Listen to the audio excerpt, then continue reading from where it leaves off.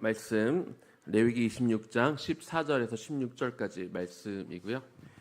언약 안에 조주를 포함시킨 이유라는 제목으로 말씀을 나누려고 합니다. 레위기 26장 14절에서 16절까지 우리 유비가 봉독할 때 우리 귀로 듣고 마음으로 함께 시간 듣도록 하겠습니다. 그러나 너희가 내게 충돌하지 아니하여 이 모든 명령을 중요하지 아니하며 내 규례를 멸시하여 마음에 내 법도를 싫어하여 내 모든 계명을 중요하지 아니하며 내 언약을 배반할진대 내가 이같이 너희를 생하리니 곧 내가 너희에게 놀라운 재앙을 내려 폐렴과 열병으로 눈을 어둡고 생명이 쇠약하게 할 것이요 너희가 파종한 것은 헛되리니 너희의 대적이 그것을 먹을 것이며 레위기 26장에서 14절에서 16절 같이 하면 네, 단어가 너무 어려웠던 것이에요. 세 절이나 읽느라고 쉬운 어려운 이 단어들을 읽는 수고했습니다. 자, 오늘 그 레위기 26장 이제 거의 이제 레위기 결론입니다. 우리가 레위기도 화요일까지면 이제 묵상이 끝나고 이제 디모데후서로 넘어가게 되는데 오늘 이 레위기 말씀을 출애굽기와 좀 왔다 갔다 하면서 말씀을 좀 같이 보도록 하겠습니다. 왜냐하면 레위기는 출애굽기 이후에 쓰여진 내용이면서 그리고 내용적으로도 계속해서 이어지는 말씀이기 때문에 우리가 같이 병행해서 읽으면 도움이 됩니다.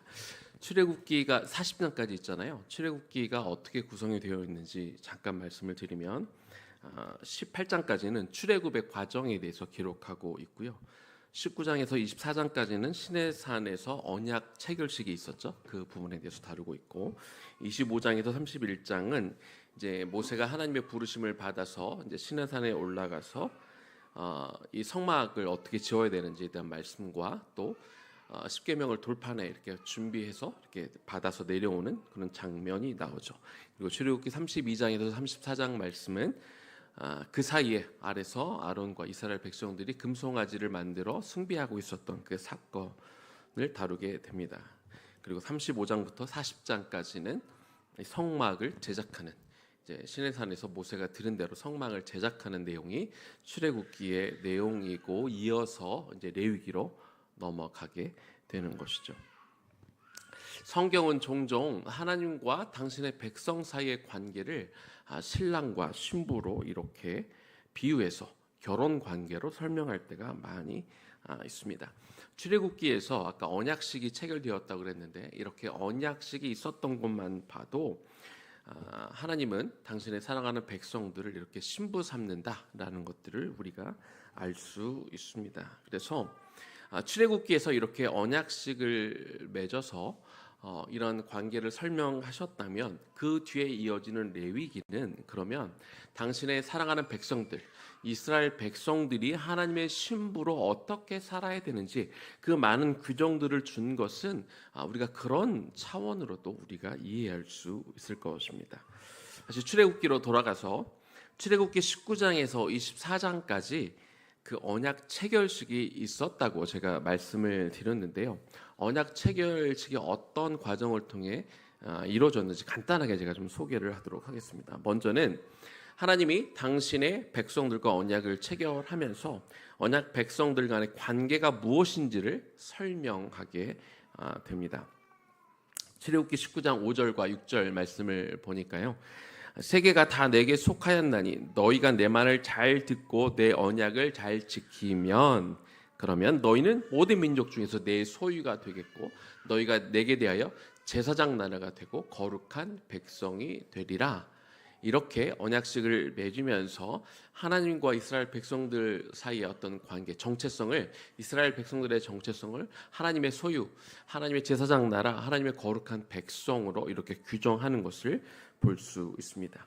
두 번째는요, 하나님과 이스라엘 백성들 사이에 대면하는 그런 자리가 있었습니다. 출애굽기 19장 17절과 18절 말씀을 보니까 모세가 하나님을 맞으려고 백성을 거느리고 진에서 나오매 그들이 산 기슭에 서 있는데 시내 산의 연기가 자욱하니 여호와께서 불 가운데 거기 강림하신지라. 그렇게 하나님이 불 가운데 이렇게 임해서 당신의 백성들을 이렇게 만나 주신 것을 우리가 볼 수 있습니다. 세 번째는요, 하나님이 이제 법을 주시는데 출애굽기 20장 22절입니다. 여호와께서 모세에게 이르시되 너는 이스라엘 자손에게 이같이 이르라. 내가 하늘로부터 너에게 말하는 것을 너희 스스로 보았으니, 하나님이 이렇게 말씀으로 당신의 규례와 율법을 주신 것을 볼 수 있습니다. 네 번째는요, 언약식이 있었습니다. 그냥 언약을 말씀으로만 항하신 것이 아니라 언약식이 있었는데 출애굽기 24장 7절과 8절 말씀을 보니까 언약서를 가져다가 백성에게 낭독하여 듣게 하니 그들이 이르되 여호와의 모든 말씀을 우리가 준행하리이다. 모세가 그 피를 가지고 백성에게 뿌리며 이르되 이는 여호와께서 이 모든 말씀에 대하여 너희와 세우신 언약의 피니라. 이렇게 말씀하시면서 이 언약식을 진행을 하면서 거기에 언약서가 있어가지고 모세가 그 언약서를 읽었고요. 이스라엘 백성들이 그것을 듣고 난 다음에 그 언약서에서 하나님께서 우리에게 주신 그 계명의 말씀대로, 그리고 우리가 언약서에 우리가 말을 한 대로 그 계명들을 다 지키겠다고 하나님과 약속하는 장면, 그리고 이후로 피를 뿌리고 제사를 드려 그 언약식을 마무리하는 장면, 이렇게 등장하게 됩니다.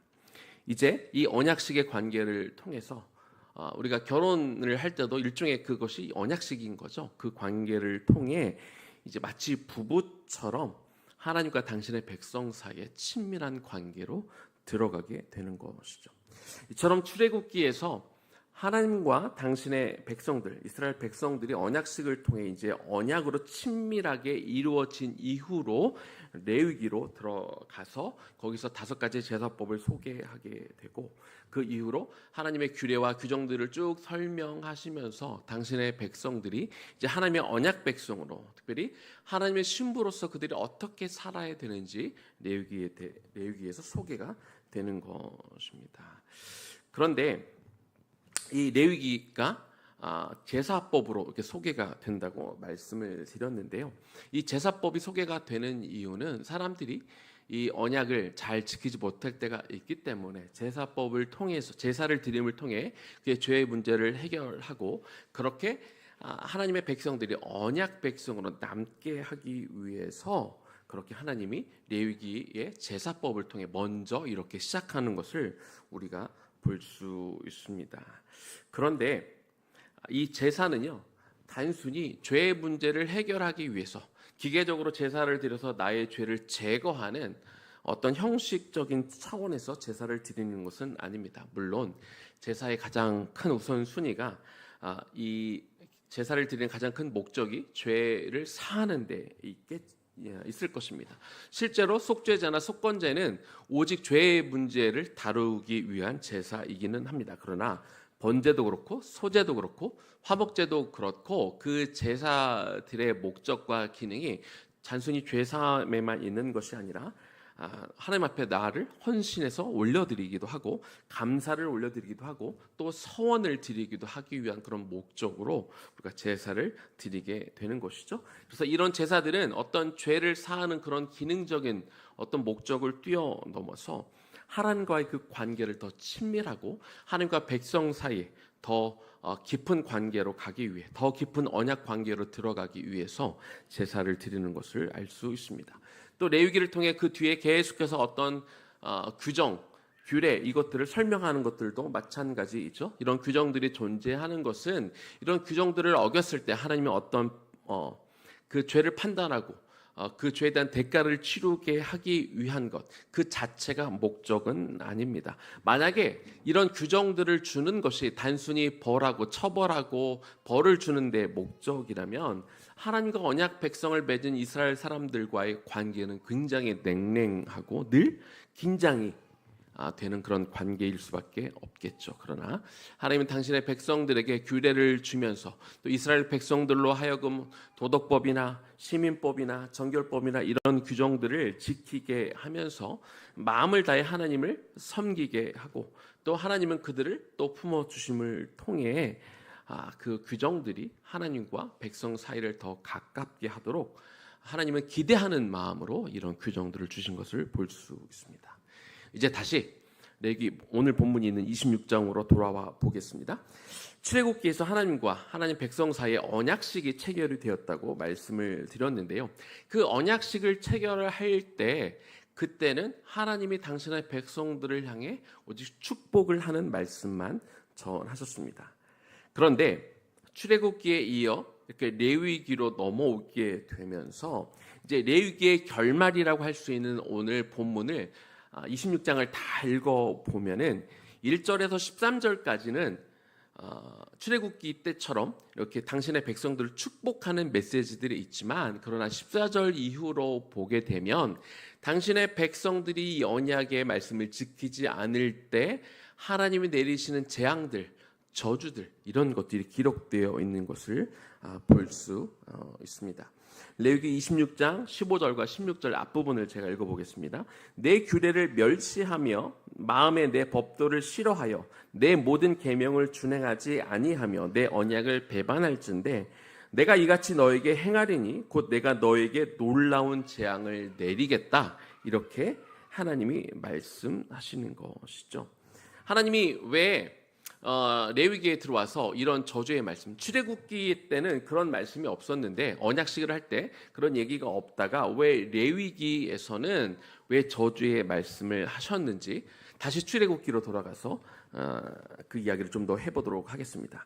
아까 19장에서 24장까지 모세와 하나님 백성 사이, 이스라엘 백성과 하나님 사이에 언약식이 체결이 되었다고 말씀을 드렸는데 언약식이 체결되자마자 하나님은 모세를 다시 시내산에 부르십니다.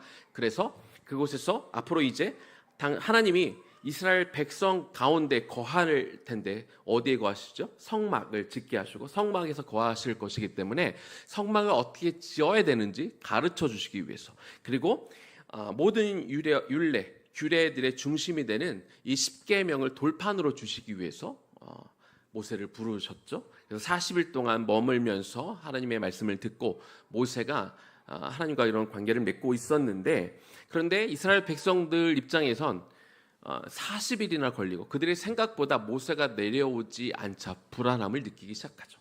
그래서 무슨 일을 벌입니까? 그들이 애굽에서 나올 때 가져왔던 금붙지를 다 녹여다가 금송아지를 만들고 거기에 경배하고 우상을 숭배하는 것을 볼 수 있습니다. 이 이야기가 32장부터 35장까지 등장하게 되는 것이죠. 창세기 3장에 아담과 하와가 하나님 앞에 범죄했을 때 그때 처음으로 인류에게 저주가 임했습니다. 그 저주는 물론 온 인류에게 해당이 되는 것이지만 이스라엘 백성이라는 이스라엘 공동체의 저주가 내린 적은 없었습니다. 아브라함으로부터 이스라엘 민족의 역사가 시작이 되었는데 이스라엘이라는 국가로 혹은 한 민족으로 또는 공동체가 형성된 것은 출애굽 이후 때부터입니다. 그래서 하나님이 그들을 출애굽시킨 이후로 이 금송아지 사건 전에는 하나님이 한 공동체로서 이스라엘에게 저주를 내린 적이 없었던 거죠. 앞서 출애굽기 19장부터 24장까지 시내산 언약이 체결되었을 때 이스라엘 백성들을 향해 축복의 말씀만 하셨다고 제가 언급을 했습니다. 사실 그럴 수밖에 없죠. 예를 들어 이 언약식이라는 게 결국은 이 결혼식과 같은 것인데 저도 주례를 여러 번 했지만 이 언약식 때는 주로 뭘 합니까? 주로 축복을 많이 하겠죠. 이제 막 그들이 결혼하고 그들이 결혼 서약을 하고 맹세하고 그들이 결혼 가운데 이 아름다운 이 사랑을 끝까지 유지하겠다고 할 땐 주례자로서 그들의 결정과 그들의 언약을 이렇게 축복하고 그들이 잘 살 수 있도록 빌어주는 것, 이것이 언약식을 할 때입니다. 결혼식의 자리에서 만약 당신이 뭐 바람을 피거나 제대로 하지 않으면 이런 저주가 임할 것입니다라고 결혼식에서 그런 얘기를 하지 않잖아요. 그러니까 이 출애굽기 19장에서 24장까지 이 언약식을 통해 하나님은 당신의 백성들을 사랑하는 만큼 마음껏 그 당신의 백성들을 축복하는 것을 볼 수 있습니다. 그런데 이 언약식이 끝나고 40일간 모세가 시내산에 올라가 있는 동안, 그래서 하나님이 약속하신 대로 내가 너희들 안에 거하기 위할 그 장막을 소개하기 위해서 올라가 있는 동안, 그런데 이스라엘 백성들은 밑에서 우상을 숭배하고 있었던 겁니다. 오늘날로 치면 결혼식이 끝나자마자 이 신혼 기간 중에 신부가 다른 남자와 사랑에 빠진 것입니다. 간음을 저지른 일이 벌어진 것이죠. 하나님이 진노하셨습니다. 하나님이 도대체 어떤 과정을 통해 이스라엘 백성들을 애굽에서 끄집어내셨습니까? 하나님은 오랜 시간 동안 계획을 세우시고 하나님의 섭리 가운데 모세를 준비시키시고 또 10가지 재앙을 통해 또 홍해 바다를 넘어 참 많은 과정들을 통해 당신의 백성들을, 그 종되어 있던 그들을 애굽에서 끄집어내셨고, 그리고 그들을 너무 사랑하셔서 언약식을 맺으며 그들을 축복하셨지만, 그러나 언약식이 끝나자마자 이스라엘 백성들이 한 행태는 하나님을 배반하고 우상을 섬기는 그런 일을 하신 것이죠. 하나님은 내 생명의 책에서 이 이스라엘 백성들을 다 지워버리겠다 이렇게 분노하셨습니다. 그런데 그때 모세가 중재자로 나서죠.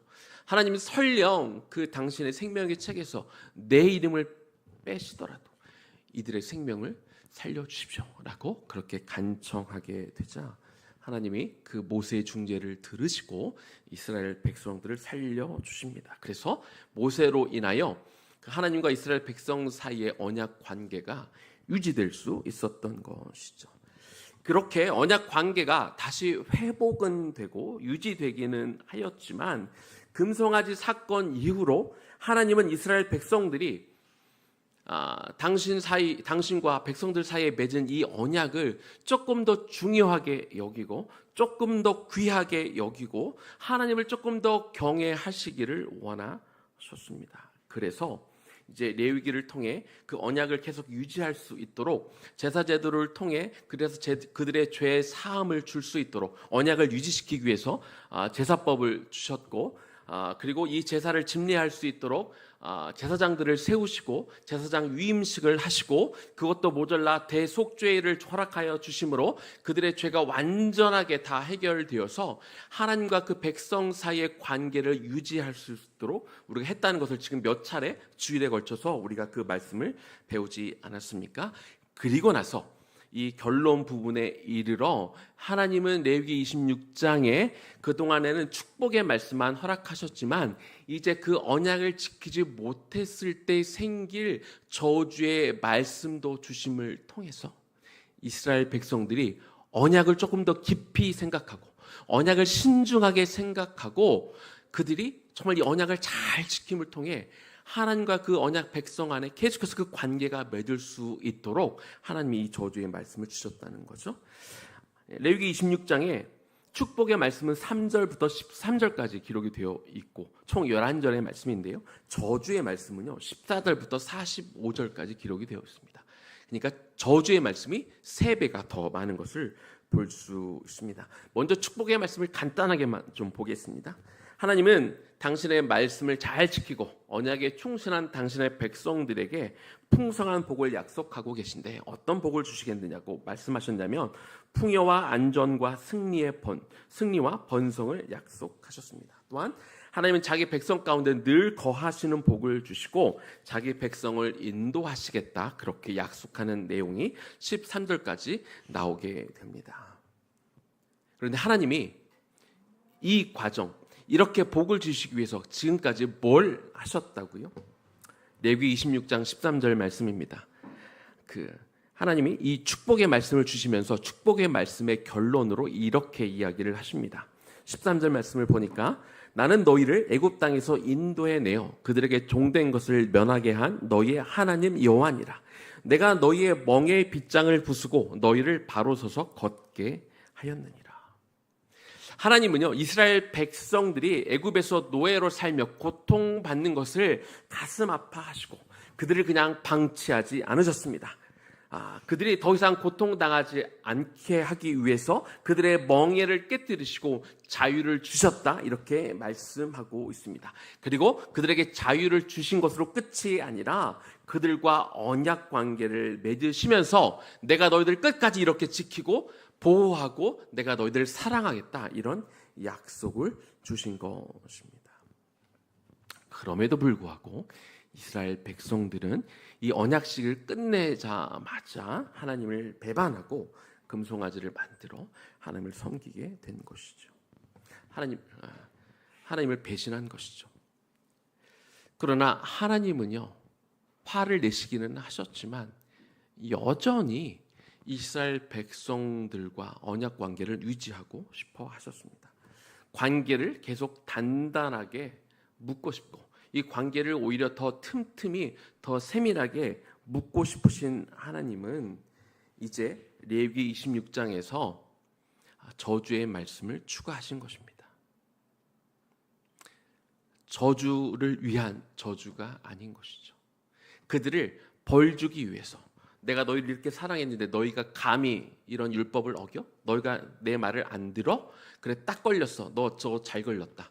어디 한번 혼나봐라 라고 벌 주시기 위해서가 아니라 하나님과 당신의 백성 사이에 이 언약을 주셔서, 특별히 저주의 언약을 포함시켜서 그들이 하나님을 더 경외하게 만들고 그들이 주신 이 율법을 더 신중하게 생각하게 하고 어떻게든 벌을 물론 이 관계를 유지하기 위해서 제사를 주셔서 죄를 저지르면 죄도 용서하게 만드셨지만 먼저는 제사를 드리기 이전에 그들이 자진해서 하나님을 경외하는 마음으로, 하나님을 사랑하는 마음으로 그들이 알아서 하나님을 더 사랑하고 율법을 잘 지킬 수 있도록 이렇게 저주의 말씀을 포함시키신 것입니다.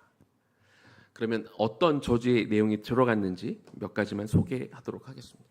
언약을 지키지 않을 때 하나님은 당신의 백성들에게 이런 징벌을 내리십니다. 첫 번째, 하나님은 질병을 내리실 때가 있습니다. 레위기 26장 16절 앞부분입니다. 내가 이같이 너에게 행하리니 곧 내가 너에게 놀라운 재앙을 내려 폐병과 열병으로 눈이 어둡고 생명이 쇠약하게 할 것이요.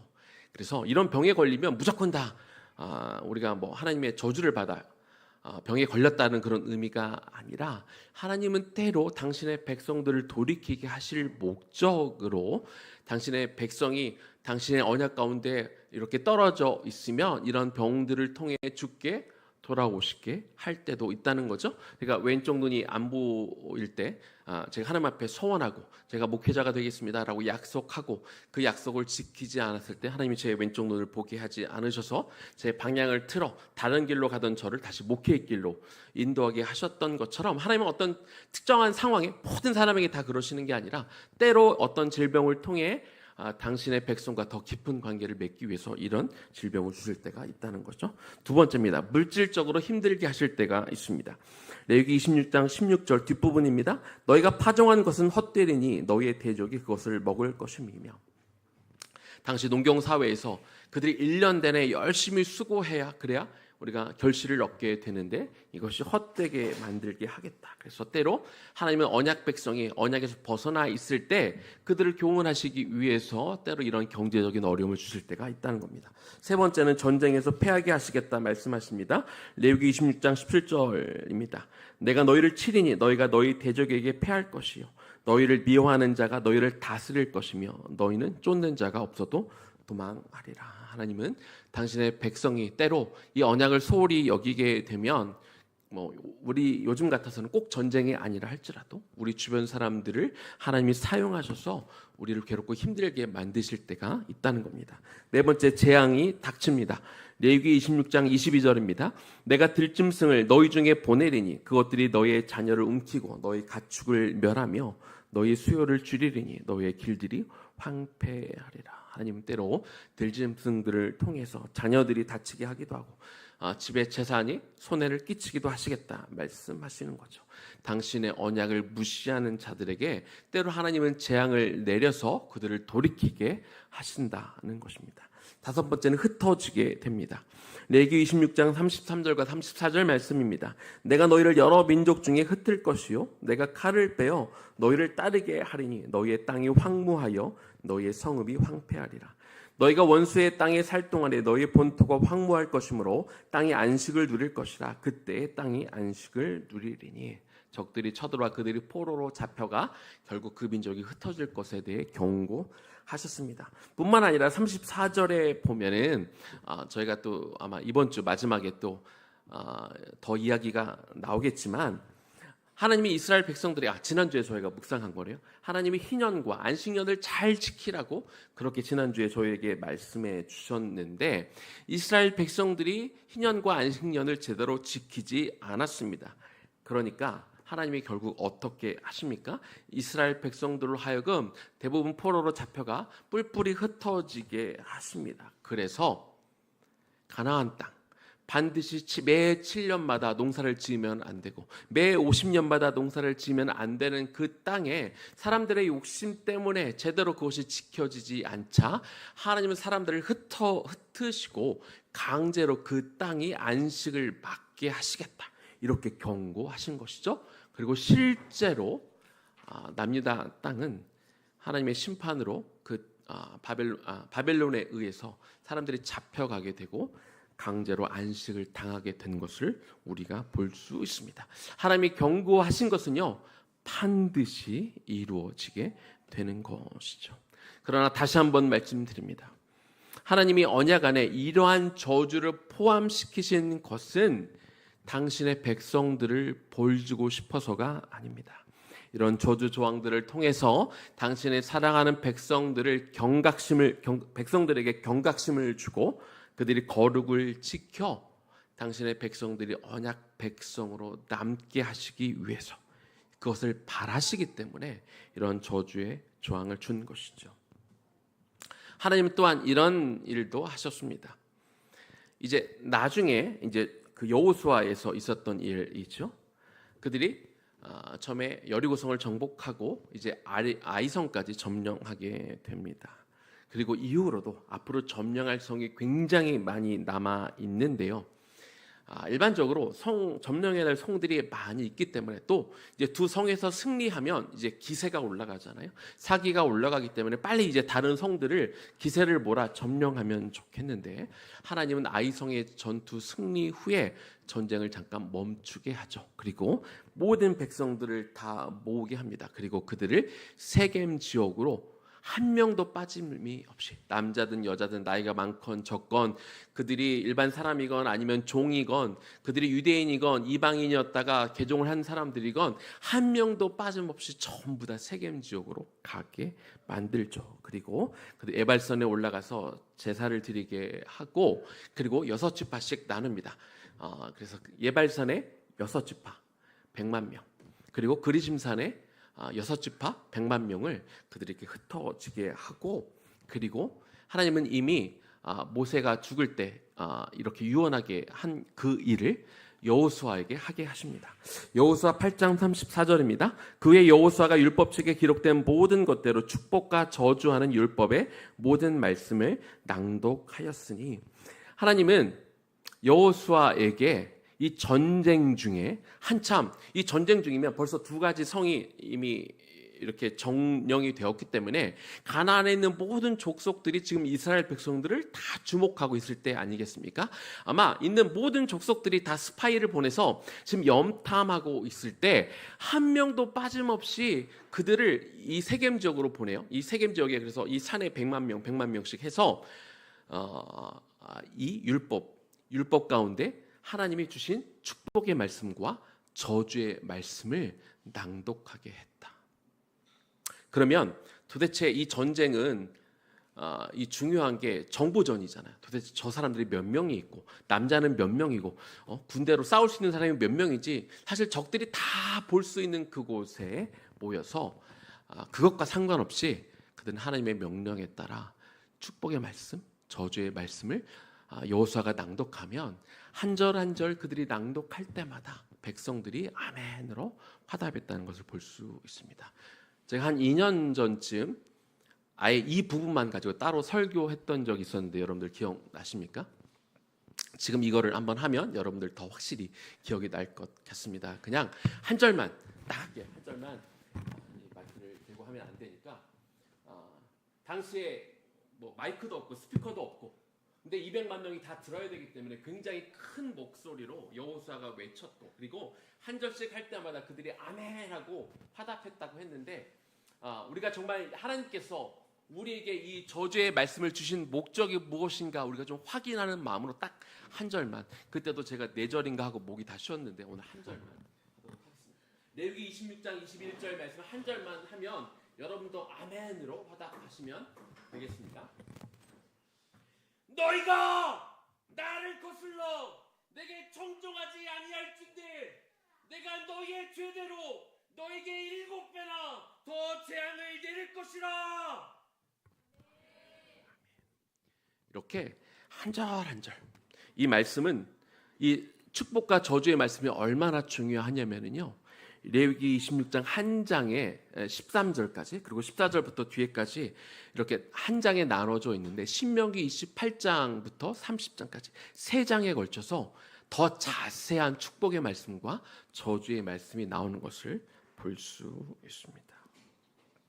하나님은 이처럼 계속 반복해서 말씀하시면서 이 저주의 말씀을 축복의 말씀뿐만 아니라 저주의 말씀을 주시면서 저주의 말씀을 주시는 것이 그들을 저주하고 싶어서 그러신 것이 아니라 그들을 너무 사랑하셔서 그들을 계속해서 당신의 언약 백성으로 삼고 싶으셔서 이 저주의 말씀을 주신 것, 그 하나님의 마음을 저희가 이해할 수 있기를 축복합니다. 이제 말씀을 마무리하겠습니다. 그러면 오늘 이 말씀을 통해 저와 여러분은 어떠한 태도로 우리가 신앙생활을 해야 하겠습니까? 우리는 아까 민성진 집사님 대표 기도 가운데도 포함하셔서 말씀하셨지만 우리는 연약해서 계속 죄를 지을 수밖에 없는 사람입니다. 그래서 우리는 우리의 죄성을 알고 겸손하게 하나님 앞에 엎드려 우리가 주님, 내가 주님의 말씀을 내가 순종하며 살고 싶은데 제가 잘 지키지 못합니다. 나를 불쌍히 여기시고 나를 도와달라고 주님께 도우심을 구하며 우리는 그렇게 매일 나가야 됩니다. 그리고 일단 죄를 지었으면 우리가 변명하거나 회피하지 말고 하나님 앞에 자복해야 됩니다. 레위기 26장 이 결론 부분에서 하나님이 이렇게 말씀하십니다. 40절과 41절 말씀입니다. 그들이 나를 거스른 잘못으로 자기의 죄악과 그들의 조상의 죄악을 자복하고 이렇게 말씀하셨고 41절 뒷부분에 보니까 그들의 죄악의 형벌을 기쁘게 받으면 우리가 죄를 짓게 되면 우리의 죄를 향해 사람들이 대부분 자꾸 변명하는 것 좋아합니다. 누구 때문에 어떤 환경 때문에 내가 어쩔 수 없었다고 자꾸 변명하고 자꾸 항변하는 경우가 많은데 하나님 우리가 죄를 짓게 되면 그것들을 자복하고 하라고 말씀하시고요. 그리고 죄의 문제에 대해서 하나님은 때로 우리가 그 대가를 치르게 하실 때가 있습니다. 그러면 그 죄악의 형벌을 기쁘게 받아라 이렇게 말씀하십니다. 죄를 지은 것 때문에 우리가 어떤 형벌을 받게 되면 우리가 고난을 겪게 되면 사람들이 낙심하고 하나님이 나를 버리셨나? 하나님이 나를 미워하시나? 하나님이 나를 더 이상 사랑하지 않으시나? 이렇게 생각하며 우리가 낙담할 때가 있는데 그렇게 생각하면 안 됩니다. 진짜 결론으로 42절에서 주님이 이렇게 말씀하셨습니다.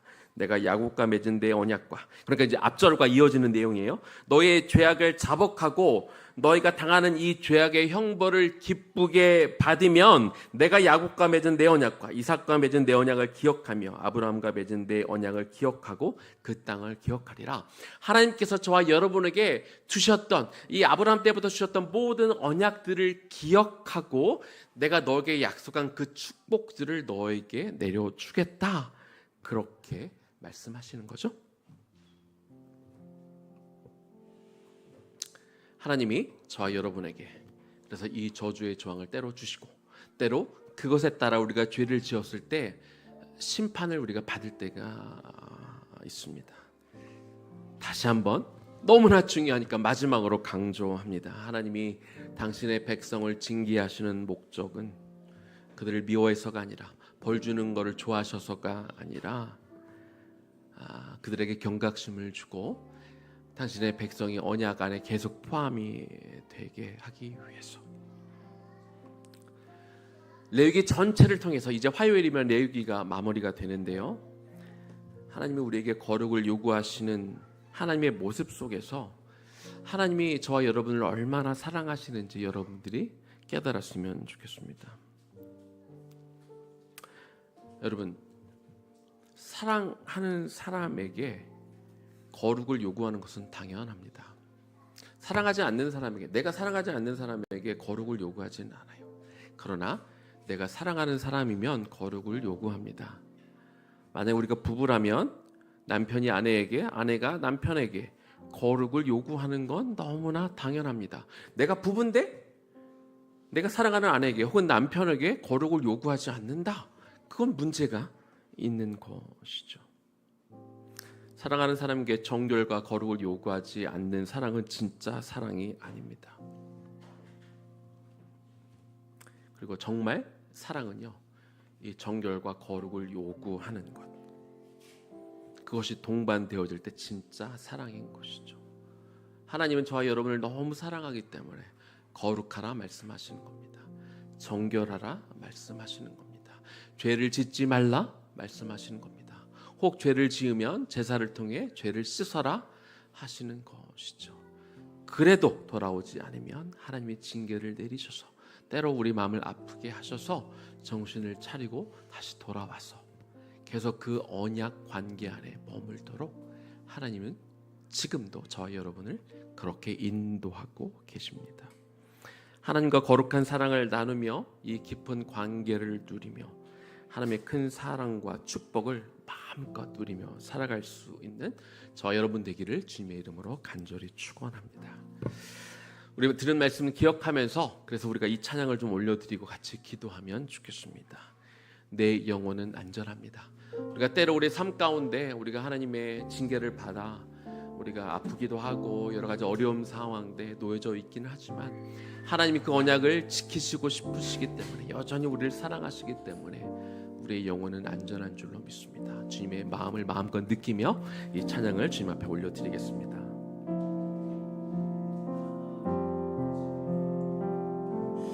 그 품 안에서 내 영혼은 안전합니다.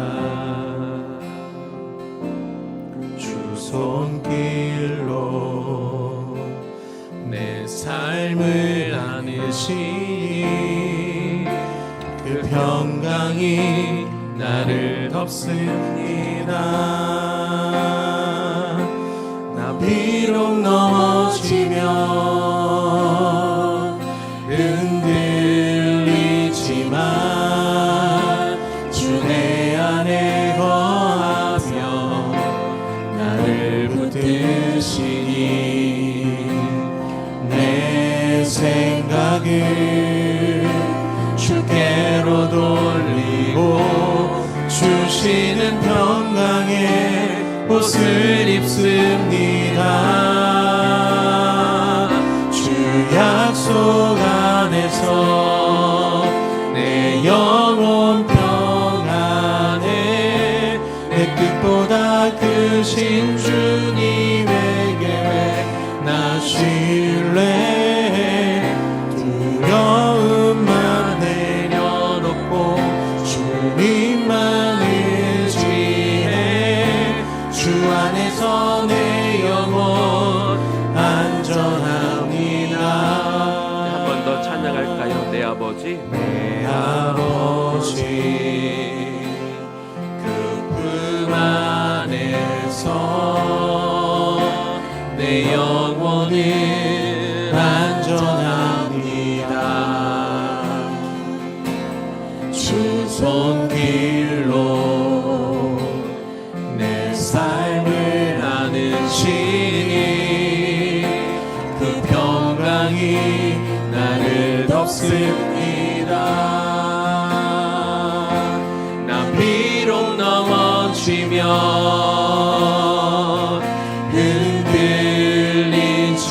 흔들리지만 주 내 안에 거하며 나를 붙드시니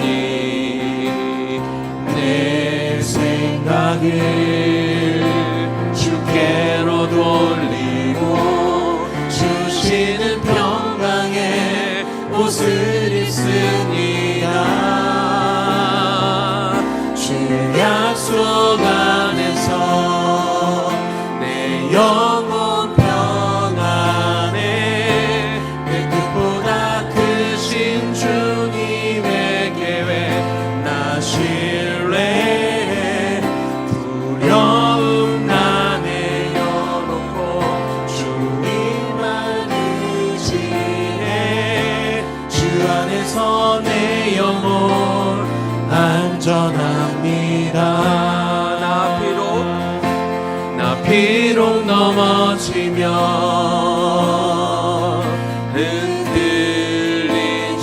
흔들리지만 주 내 안에 거하며 나를 붙드시니 내 생각을 주께로 돌리고 주시는 평강의 옷을 입습니다. 주 약속 안에서 내 영혼 평안해 내 뜻보다 크신 주님의 계획 나 신뢰해 두려움 다 내려놓고 주님만 의지해 주 안에서 내 영혼 안전합니다. 우리 한번 이렇게 같이 기도하면 좋겠습니다. 요즘 제가 좀 만나고 조언하는 저희 교회 밖에 한 분과 이야기하면서 요즘 좀 어려운 일들을 좀 많이 겪고 있는 부분에 대해서 좀 이렇게 권면했습니다. 하나님이 형제님을 너무 사랑해서 너무 아껴서 그래서 이런 일들을 통해 좀 하나님과 더 나아가고 이제 교회도 안 다니고 좀 떠난 지가 좀 돼서 좀 이런 시간들을 통해 하나님이 좀 이끄시는 것 같습니다. 붙드시는 것 같습니다. 주님께 좀 기도하기를 원하시는 것 같습니다 라고 말씀을 드렸는데 저는 그런 하나님 필요 없습니다. 나는 나에게 축복 주시는 하나님이 필요합니다. 나에게 이런 힘든 시간을 주시는 하나님이 필요하지 않습니다 라고 그렇게 답을 해서 좀 마음이 어려웠습니다. 만약 우리가 내가 믿고 있는 하나님이 늘 나에게 축복만 주시고 내가 원하는 것만 들어주시는 하나님이라면 이 하나님은 이스라엘 백성들이 그 밑에서 만들었던 금송아지와 다를 바가 없는 것이죠.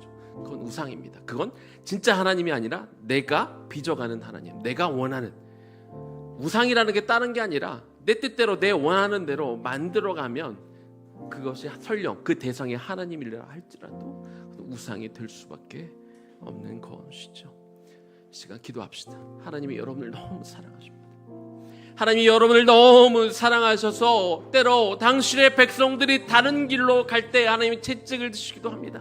때로 건강 문제를 건드시기도 하고 때로 우리의 경제적인 문제를 건드시기도 하고 때로 관계의 문제를 건드시기도 하고 어떻게든 당신의 백성을 너무 사랑해서 품기 원하고 벗어나지 않기를 원하고 하나님을 더 경외하기를 원하고 하나님은 어떻게든 당신의 백성들이 이 언약 가운데 들어와 머물러 있기를 원하시는 그 마음으로 하나님이 우리를 다루실 때가 있지요. 그래서 아버지 하나님 우리 앞에 기도합시다. 주님, 내가 다른 길로 가려 할 때마다 주여 나를 때로 쳐서라도 하나님 나를 언약 가운데 들어오게 하여 주시옵소서. 때로 우리를 힘든 시간을 주실 때 나로 하나님을 원망치 않게 하여 주시옵시고 주여 주님의 그 하나님의 그 소망의 마음 나를 너무 사랑하시는 그 마음을 알고 우리가 주님의 사랑을 의심치 않아 하나님 내 영혼은 안전하다고 느끼며 주의 사랑 가운데 머물고 주여 오히려 우리가 이렇게 기도했으면 좋겠습니다. 하나님 필요하시면 나에게 때로 징계하셔서라도 내가 주님의 길로 들어서게 하여 주옵소서. 나뿐만 아니라 내 자녀도 마찬가지이지요. 주여, 어떻게든 당신의 이 사랑하는 백성들로 하여 당신의 언약 안에 머물 수 있도록 주여 우리를 그렇게 다스려 주시고 그렇게 때로 엄하게 우리를 사랑하여 달라고 우리가 주님의 이름 한번 부르며 기도하며 나아갑니다. 주여,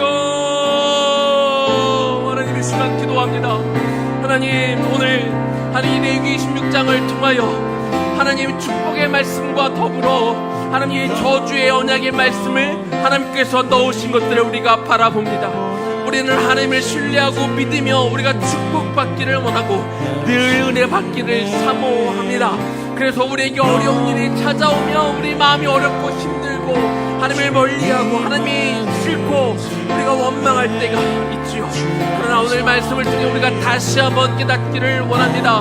하나님이 이 언약 가운데 저주의 말씀을 넣으신 것은 우리를 미워해서가 아니라 정죄하는 것을 좋아해서도 아니고 하나님 우리를 미워해서가 아닌 것을 우리가 다시 한번 확인하고 바라봅니다.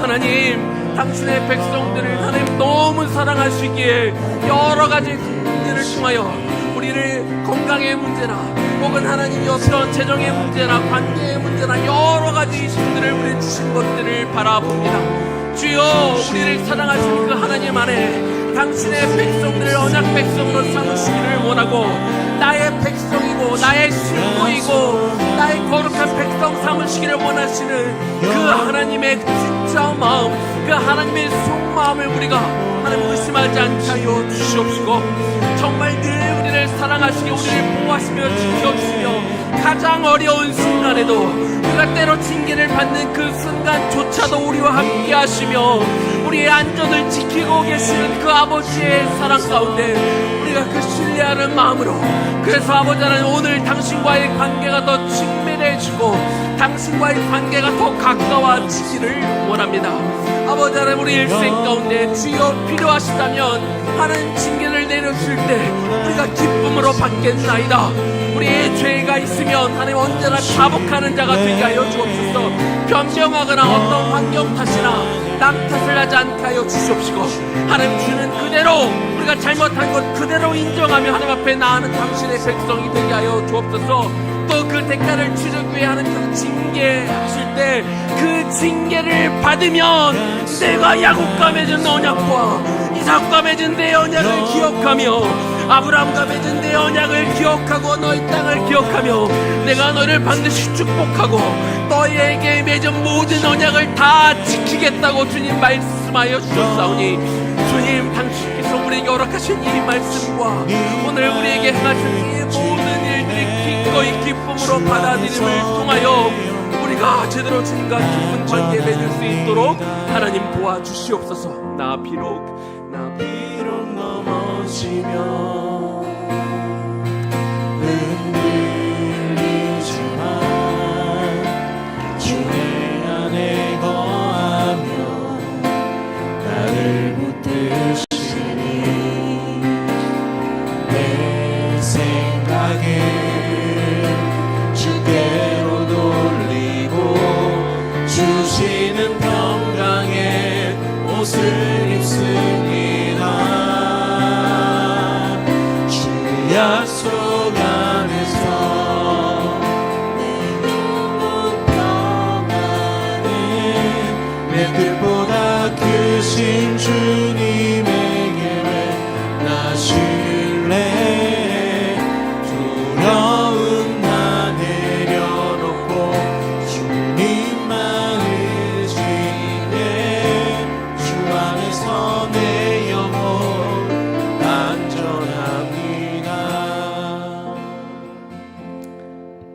우리를 너무 사랑하시는 주님, 과거 이스라엘 백성들을 너무 사랑하시기 때문에 그들 애굽 땅에서 종노릇하며 핍박받고 억압받는 그 백성들, 그들의 신음소리가 내가 하늘에서 너희들의 신음소리를 들었다 말씀하시며 모세를 통해 그들을 출애굽시키시고 종에서 벗어나 온전한 자유를 주셨을 뿐만 아니라 하나님이 예비하신 그 가나안 땅으로 하나님 인도하시고 당신의 언약 백성 삼으시며 그들을 지키고 보호하시려 하셨던 그 아버지의 마음, 그 아버지의 마음은 과거 이스라엘 백성들에게만 향한 것이 아니라 오늘 당신이 보낸 그 예수 그리스도를 믿어 그분이 나의 구세주임을 인정하고 고백하는 모든 자에게 동일하게 같은 마음으로 우리를 바라보고 주시는 하나님이신 줄로 하나님 우리가 믿습니다. 우리는 때로 연약해서 그 사랑에 다 보응하지 못하고 때로 죄에 허덕이며 우리가 넘어질 때가 있습니다. 그리고 그 죄가 계속해서 반복되면 하나님은 여전히 당신의 사랑하는 백성들을 그 언약 안에 집어넣고 싶으셨어. 여전히 사랑하는 당신의 신부로 우리를 여기시기 때문에 그래서 때로 징계를 하시기도 하죠. 징계를 해서 쳐내시기 위해서가 아니라 징계를 통해 우리가 영적으로 각성하고 우리가 얼럿되어 있고 그래서 다시 주님을 경외하고 주님의 그 품 안에 돌아오게 하시기 위해서 하나님이 때로 우리에게 어떤 물질의 문제, 건강의 문제, 관계의 문제 또 여러 가지 일들을 통해서 하나님이 우리를 사랑한다고 그렇게 사인을 주시는 줄로 믿습니다. 하나님 혹시 여러 가지 문제를 겪으면서 하나님 힘들고 그저 지쳐있고 낙담하고 있는 당신의 백성들이 있다면 하나님 이 시간 찾아가 주셨어.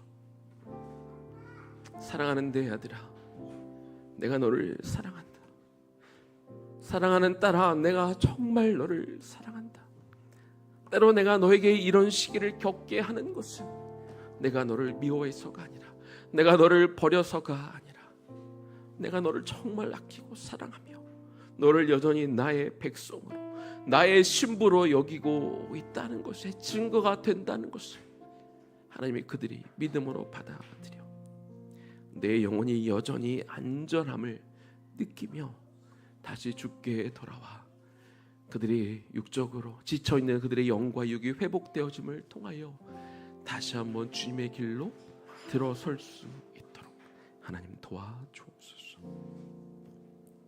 이제는 우리 주 예수 그리스도의 은혜와 하나님 아버지 극진하신 사랑하심과 성령님의 감동 감화하심과 그 교통 역사하심이 때로 하나님이 우리에게 징계를 내리시나 우리를 너무 사랑하시고 우리를 너무 아끼시고 당신의 백성으로 쳐내려 하시는 것이 아니라 당신의 백성으로 인정하시고 여전히 당신의 신부 삼으시려는 그 아버지의 본 마음을 알기에 우리가 우리의 영혼이 평안함으로 이제 되돌아가 주님께서 새롭게 부어주신 힘으로 다시 한번 주님의 일들을 감당하게 될 우리 청장년 세대와 우리 다음 세대의 머리 위에 지금부터 영원까지 충만하게 거하시기를 간절히 축원하옵나이다. 아멘.